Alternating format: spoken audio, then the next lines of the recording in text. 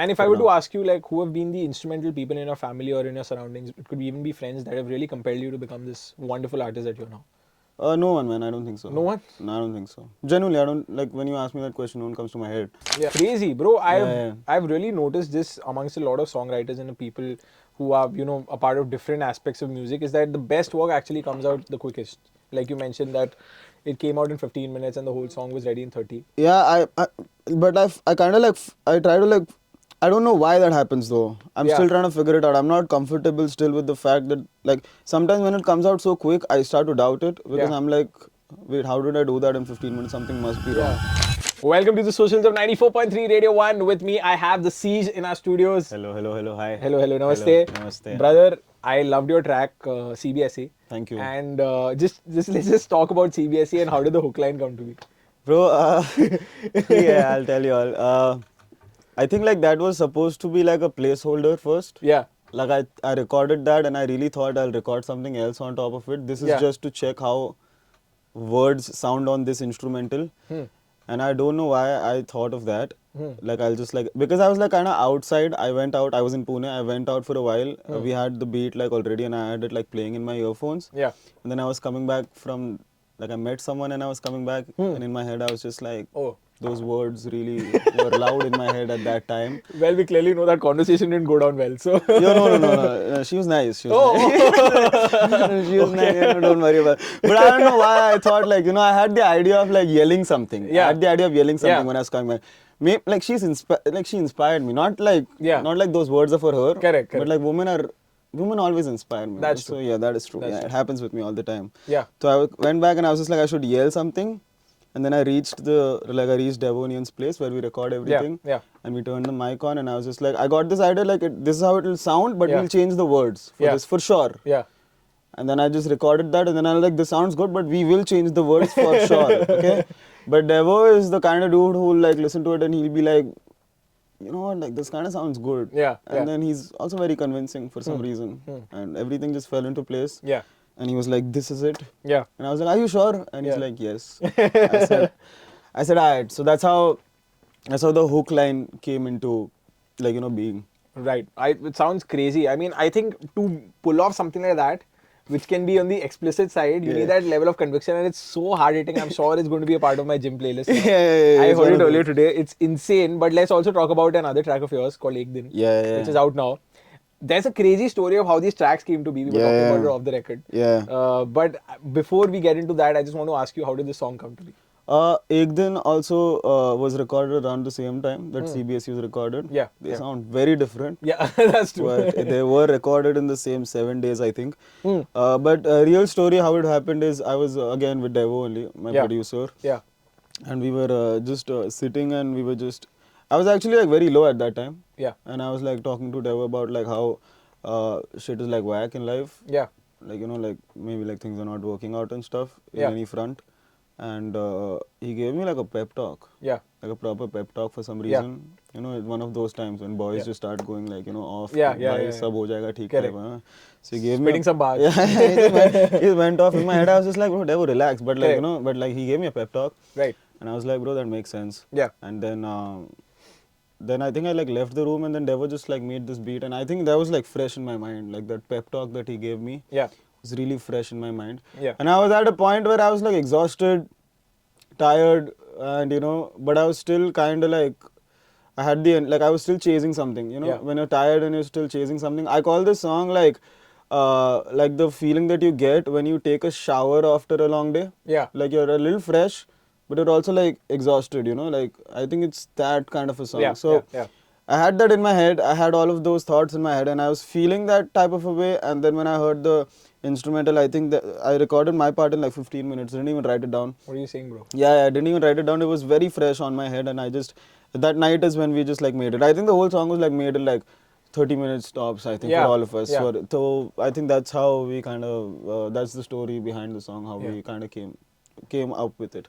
And what I'm talking about is just what I live on a daily basis, and the story is like written in the song. So yeah, that's one. Crazy, bro. I've really noticed this amongst a lot of songwriters and the people who are a part of different aspects of music is that the best work actually comes out the quickest. Like you mentioned that it came out in 15 minutes and the whole song was ready in 30. Yeah, but I kind of like, I try to like, I don't know why that happens though. I'm still trying to figure it out. I'm not comfortable still with the fact that like sometimes when it comes out so quick, I start to doubt it because I'm like, wait, how did I do that in 15 minutes? Something must be wrong. But I've seen that pattern so many times with people, like, you know, like I've heard many people say that, oh, we wrote this in like 15 minutes and this is our biggest song or whatever. Everyone loves this so much. Might be true, and it is very common. But I'm still trying to get comfortable with it. Maybe like quick work is good work sometimes. Yeah, I think it just reminds me of that Leonardo da Vinci story where someone went and asked him for a painting and he painted it in 10 minutes and he was like, here's my money. And he asked an astronomical amount of money and the person was like, but Dad, you just made it in 10 minutes. But he's like, all the work that went behind to the point that I can make this in 10 minutes. So I think it's probably to do with that as well. Probably, you're right. Yeah, maybe like for all the years that Yeah. I've been writing, maybe that's why I can like write something in like 15 minutes and it sounds good. Correct. Probably, I'd like to think so. Yeah, crazy. Bro, I'd like to ask you, of course, you started your hip-hop journey in 2019. Yeah. You're about to complete 5-6 years. Yeah. What was your state of mind? What was the siege like 5 years ago? What was your headspace when you started and where do you think, how much ground have you covered till now? When I started, I think like I've been like writing for a long time, not 2019. I've been writing and like recording random shit for a long time. Yeah. But I started making original music in like 2018 types where I decided that I want to do like an album. Yeah. And it was very different. Like the mind state that I was in was very different. I actually thought like I made the album to be like my like first album, but also like my last album. I did not want to do this honestly at that time. I did not want to do this like for life or anything. So at that time the mind state was really like, okay, let me just say this what I want to say. Yeah. This might be the last thing that I'm going to say out to the world publicly because I don't think I want to do music after that and all of that. Yeah. But it like received a lot of like love. Yeah. And I think that's when I was like, just kept doing it. So honestly, I didn't have any like goals or any like, you know, plans for this and with this. So whatever I get is like, it's a bonus for you. Yeah, I'm just grateful. You know, in my head, I was like this year in my head, I was like, I just want to be able to do this without a job because I just like started loving it so much. That was the only goal for me this year, to do this full time, you know, not having to do a job with this. Yeah. And I did that. So that's what I'm like, you know, like all these things are, these are the only things. Yeah, these are the only things I want. Anything apart from that, yeah, I'm just grateful, you know, like anything else is just like bonus, extra blessings, correct, you know. All my dreams have come true, honestly. Honestly, yeah. I'm pretty happy with that. That's such a wonderful thing to say. Yeah. I was even talking to Char Diwari and I asked him that what is it that you want to do and where do you want to be in 10 years? And he was like, I just want to be happy. Yeah. You know, probably. I think... that's what we're starting to chase now, maybe, yeah, basically. exactly. Yeah, after everything we've chased, now we're like, oh, we also want to be happy. Correct. How would you define happiness? What would be your definition of happiness? Still trying to figure it out, honestly, because sometimes I think like it's all about music. Sometimes like I think like everything, like only music can make me happy and only like things that I get from music makes me happy. But then that also divides my headspace. Is it the love for music or is it the love that I get because of my music? Yeah. So I'm not sure like what makes me happy, but right now I'm trying to like focus more on like people and family and, you know, things like that. I think like they will give me like, I think things like that will give me like eternal or like at least like sustainable happiness, like something that can keep me going for a while. Crazy. And if I were to ask you like who have been the instrumental people in your family or in your surroundings, it could even be friends that have really compelled you to become this wonderful artist that you're now. No one, man. I don't think so. No one? No, I don't think so. Genuinely, I don't, like when you ask me that question, no one comes to my head. Yeah. A lot of people support me, obviously now. Yeah. But not in the beginning, like how Youngsters said that the people like abhi ghar studio mein banwa liya. Yeah. And I don't blame them, man. I mean, if someone came up to me and told me 5 years ago I want to be a rapper, I would be like, okay, cool, man. Good luck with that. I'll see you later or some shit like that. You know, when it's you fine. make it. Yeah, and then if they make it, So I don't know. I don't think anyone has like compelled me to be an artist. I really love doing it. You really love doing it, and I think that's why I just didn't stop, basically. Crazy. And speaking of not stopping, of course you had this album that you were working on, which was initially called Rukna Mat. And you did this crazy live stream. My mind blew when I got to know about this story. That you were live streaming for 3 months on the trot on YouTube, and you were making your music. Tell us about that. Basically, this was a plan that me and like my management came up with. From the Jump is the management that I'm from. His name is my manager's name is Anshul, and Amay is also part of the team. He's here right From now. Navi Mumbai. Yeah, Shout out. from What's up, Navi bro? Mumbai. Shout out Amay from Navi Mumbai, and shout out Anshul from Faridabad. Oh, crazy. Yeah, crazy combo. Yeah, what a contrast. Yeah. And we were like just like discussing what to do, like about like how you want to do this. Anshul and I also like started working together like very recently at that time, and we were just like trying to figure out what do you want to do, how do you want to go ahead with this. Yeah. And one thing that we had noticed about ourselves and my journey is that of course the music is there, Yeah. but a lot of people are connected to the journey that I'm coming from, like Yeah. how I'm coming up, and like the person behind the music. People were really connected to that from the start, from the get-go. Ever since I started putting out music, I think they've always been like personal connection is a little bigger with me.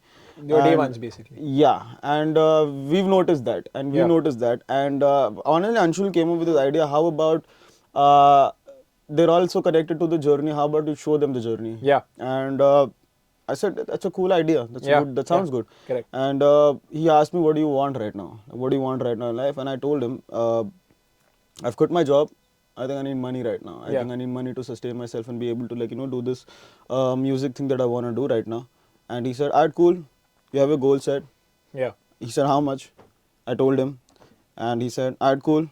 This is how we're gonna do it. Here's what we do extra with it. Just Yeah. show how you Yeah. just show everyone how you do it." Yeah.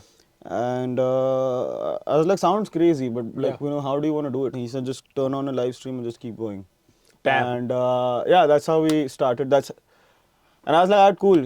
He's still surprised that I agreed to do it. Yeah. He's still surprised, like Yeah. he keeps telling me no one else would have done it. Yeah. And that's how we started it, and yeah, and it ended up well. Wow, it did. Yeah, it did. We were making music on there non-stop. The stream pushed me more. We basically told everyone, there's no like giving of, like no one's like sending me money, no one's like donating money and all of that. If you want to donate money, like there's many people who need money more than I do right now. Oh, wow. I mean, of course, obviously, like Yeah, true. there's people like without homes right now. Like Correct. if you want to donate money, then donate it to them. Wow. But the idea was to just show how we do it. It was just to show how we do it, like open up another gate that I don't think any other artist has opened up yet, or maybe will not open up to. I just wanted to keep it like 100% Yeah. real, transparent, so that y'all understand what goes behind this. Correct. And y'all can kind of like a lot of people saw that live stream and were like, I'm gonna like Yeah. chase my dreams. I'm Correct. gonna like give everything I have, because that was the whole idea. Like we go all in with this. So things like that also, like our goal to was completed, what we wanted to achieve. All of that was completed, but on the side, a lot of these things also got completed. Like like other people found something to do. Other people found motivation. Their lives got a little better. Yeah. Thank God, because of me. And yeah, and we're a lot like more tighter. The people around me, the cult around me, the community around me were a whole tighter because of what happened at like 3 months. Yeah. That's incredible.